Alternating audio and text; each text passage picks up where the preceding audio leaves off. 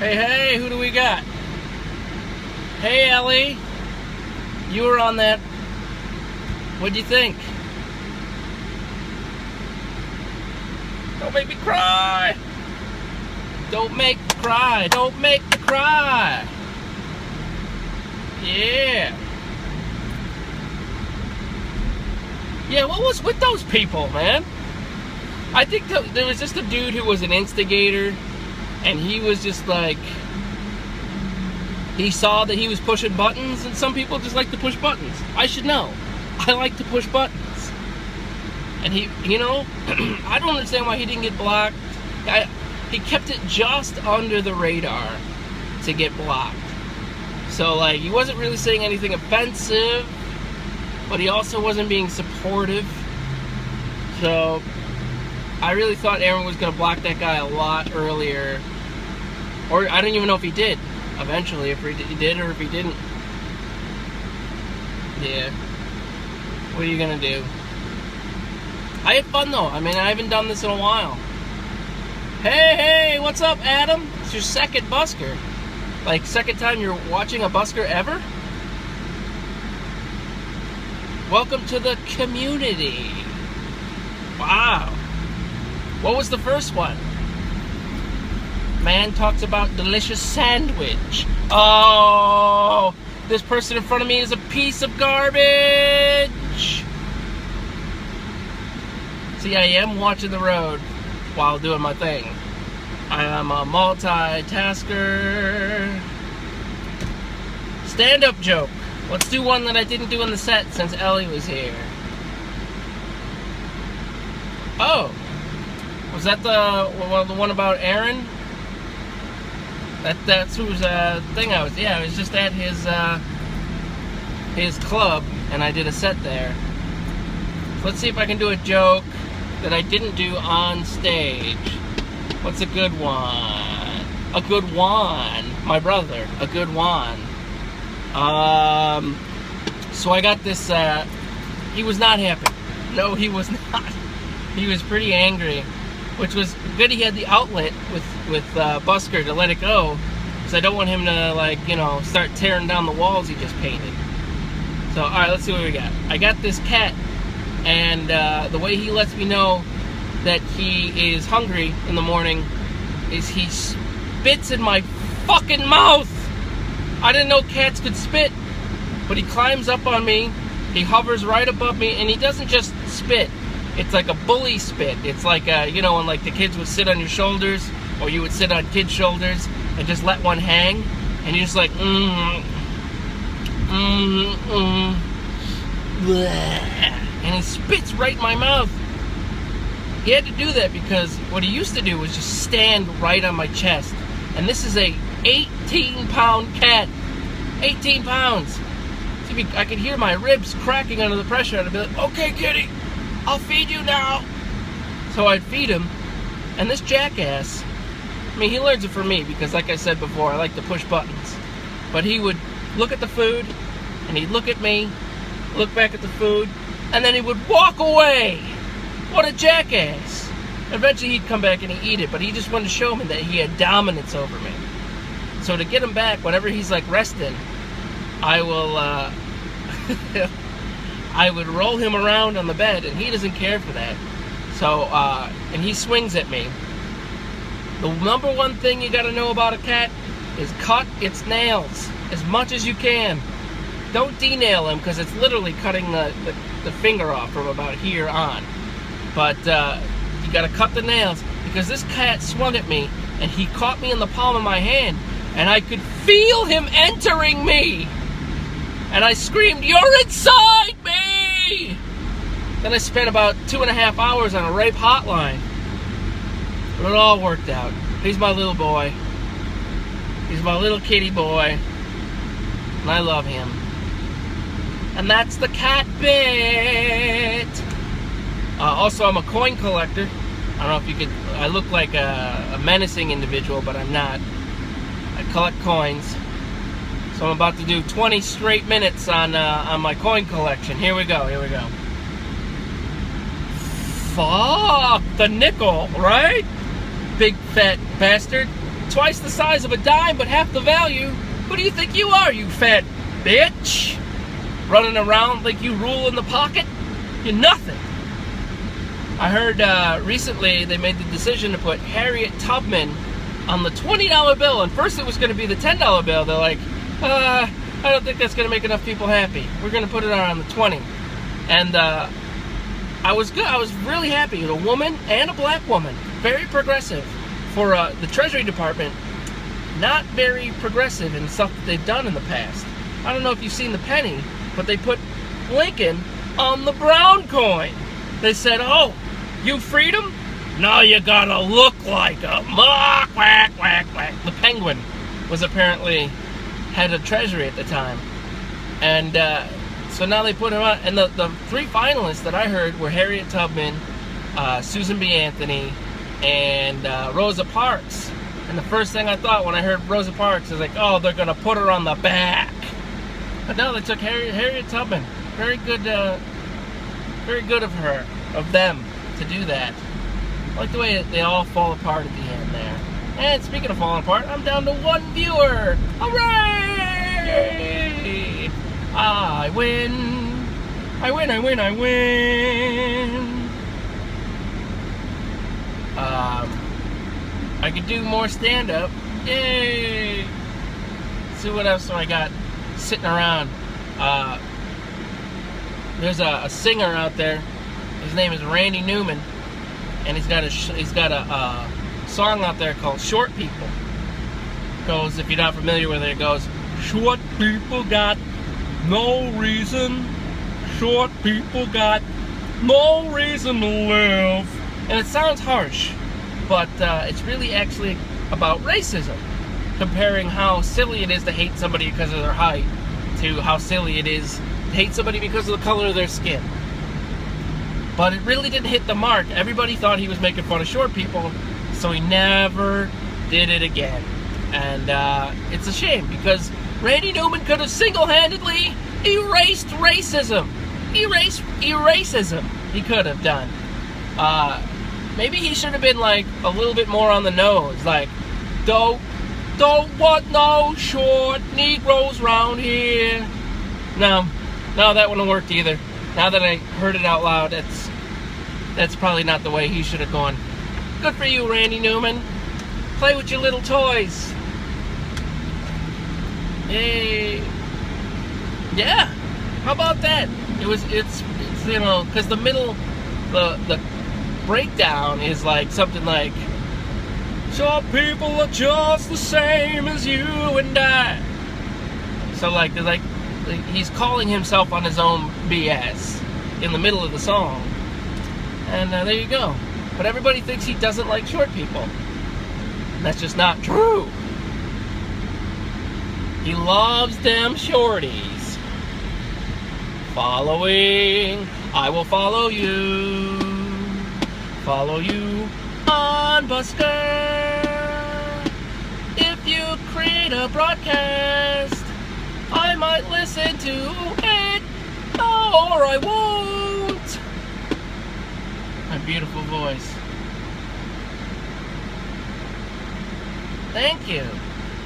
You know what? I had to do karaoke for like 3 years just to like get the courage to do it badly for the first 6 months, and now I'm still not good, but I've been doing it for a little over a year now, and I'm having fun.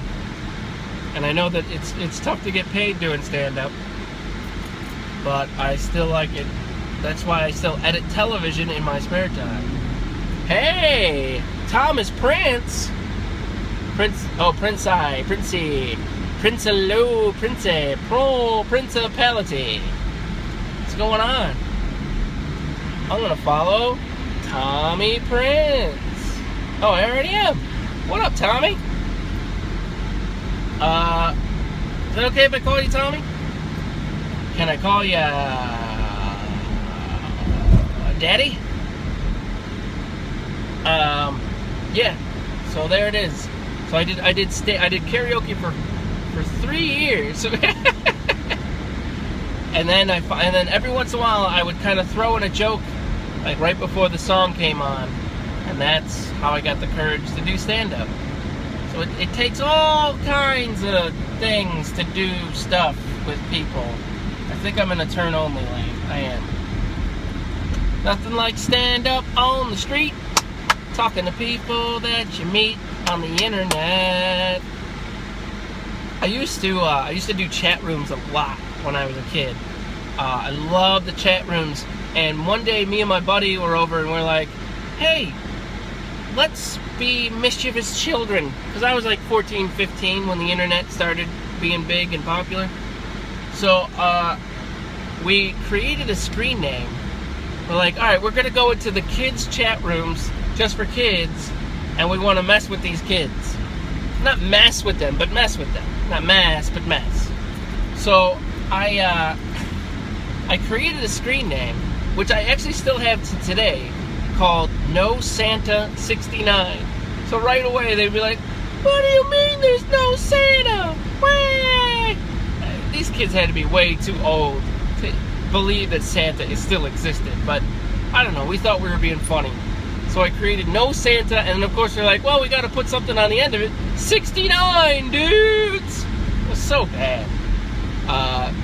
And we would go in, and we would mess with these people, and then I found this system when I got a little older of meeting girls online. Oh, it was brilliant. Let me tell you about this.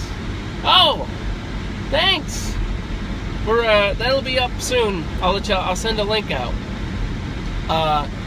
So I created this system where I would do a search for girls only within like a couple of miles of you, because apparently you could do that. Back then they didn't care about stalkers too much.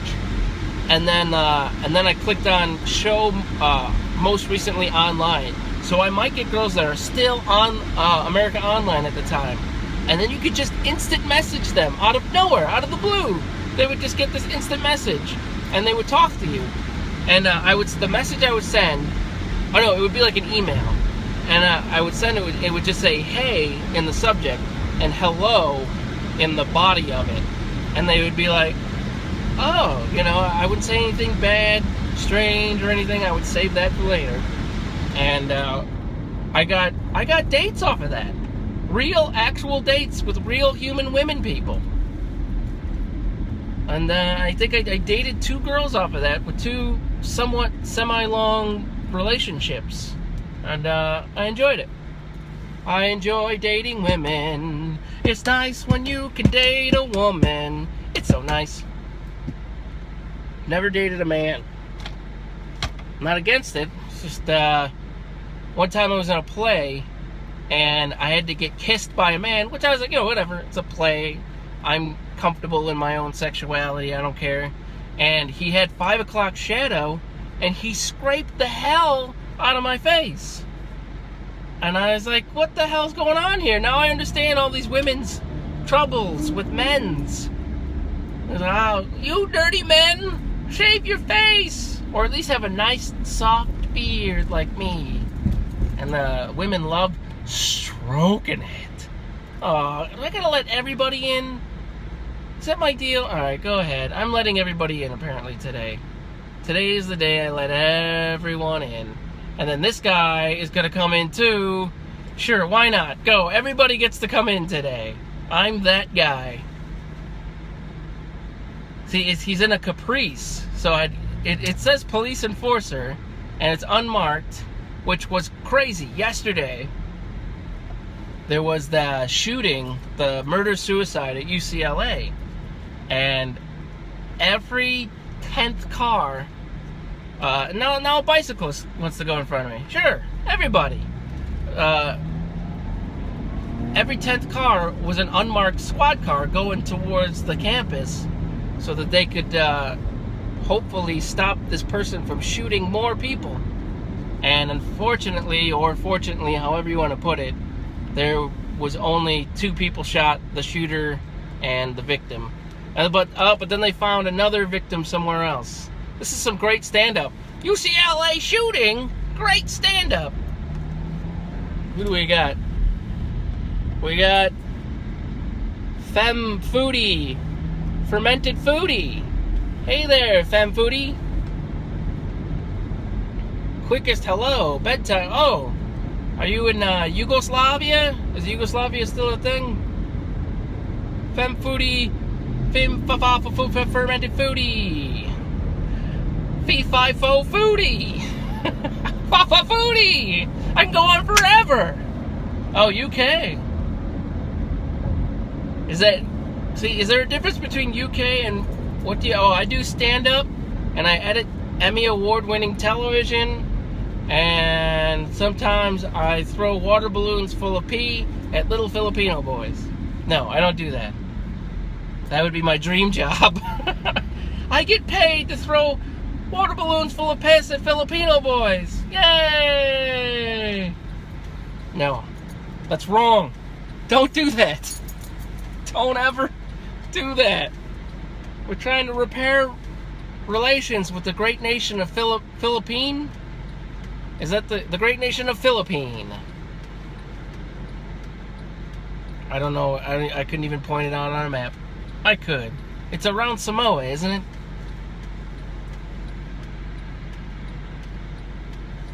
Let's see. What do I know? Are you in like Glasgow? Glasgow. Are you in Glasgow? You're probably in Glasgow. Glasgow? There's an airport called Heathrow. I know that. It is on Earth. Oh, Surrey. You don't have to be Surrey. You didn't do nothing. You have to apologize to me. Surrey, is that by Glasgow? Glasgow. Surrey. Is Surrey by Glasgow? Is it by, Glasgow? Oh.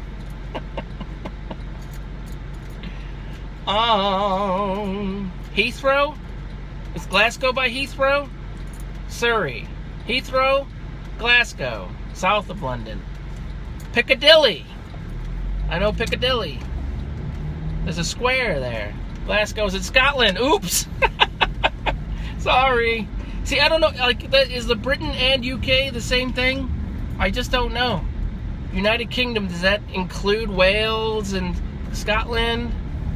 Or is Britain its own thing? And then Great Britain. Wait a minute. Why is it so great? What did you do that was so great? What's that? Oh, you provided the people to start America? Even though there was already people here? I guess that's kind of great. England, Wales, and Scotland. Okay, all right. So when I say Glasgow, that's in UK. But then there's Ireland that's all like, no, we're not part of that stuff. And then they're like, we're gonna eat haggis. And then you're like, oh, that's gross. Why would you do that to yourself? Why would you eat haggis? There's no reason to eat haggis. Unless you're trying to like win a gross out contest. Which I have been in, and I don't win gross out contests. I just poop inside my beard and then I win the gross out contest. Without using my hands. Oh, the Scots eat haggis. I'm so confused when it comes to Scotland. And then there's the Welsh and the